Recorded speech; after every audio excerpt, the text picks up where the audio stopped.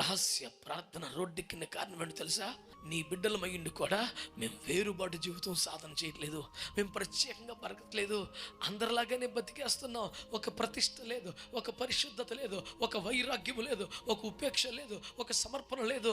క్యాజువల్గా బతికేస్తున్నాం. మా తిండి, మా మాట, మా వస్త్రధారణ, మా కుటుంబాల్లో జరిగే పెళ్ళిళ్ళు, గృహప్రవేశాలు, మరణ కార్యక్రమాలు నిర్వహించే విధానం, ఎందులో కూడా ఒక ప్రత్యేకత లేదు. అంత సాధారణ మనుషులు చేసినట్లే జరిగిపోతుంది.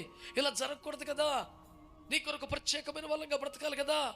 అంటే క్రైస్తవులు నడి వీధిలోకి వచ్చి పశ్చాత్తపడి, బాహాటంగా రొమ్ము కొట్టుకుని పశ్చాత్తపడి, ఒప్పుకొని ఏడ్చి చేయవలసిన బహిరంగ ప్రార్థన ఏంటో తెలుసా?